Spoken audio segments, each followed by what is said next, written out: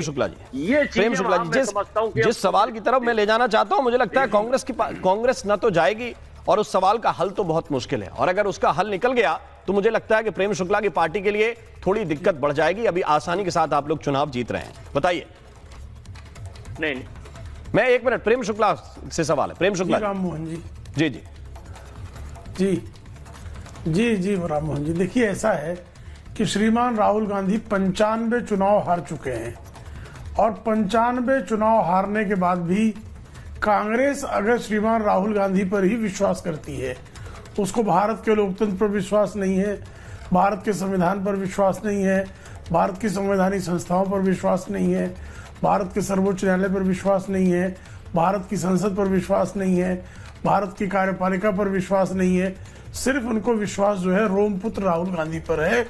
और राहुल गांधी जो है, जो उनके नजदीक आता है, निकट जो चले आता है, उसका भी सत्यानाश सुनिश्चित हो जाता है। शरद पवार का इतना लंबा राजनीतिक करियर था, जब तक वो राहुल गांधी से दूरी बनाए रखे थे तब तक वो सफलता के शिखर पर थे। श्रीमान राहुल गांधी के वो करीब आ गए, इसमें उनकी दुर्दशा महाराष्ट्र पूरा देख रहा है।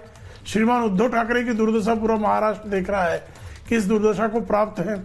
अरविंद केजरीवाल लगातार चुनाव जीत रहे थे, उन्होंने अपनी पार्टी का विस्तार पंजाब तक कर लिया था, और गुजरात में भी उनकी कुछ सीटें आ गई थी, राष्ट्रीय स्तर पर उनकी पार्टी को मान्यता प्राप्त हो गई थी, लेकिन वो राहुल गांधी के संपर्क में आए, उनके साथ गठबंधन कर लिया, उनके हाथ से दिल्ली भी निकल गई। आपने बीते चुनाव में जो है स्वयं देखा कि किस तरह से अखिलेश यादव का निपटान हुआ था, अखिलेश यादव निपट गए थे। अभी अभी तेजस्वी की आपने दुर्दशा देखी ही है कि तेजस्वी यादव के साथ क्या हुआ।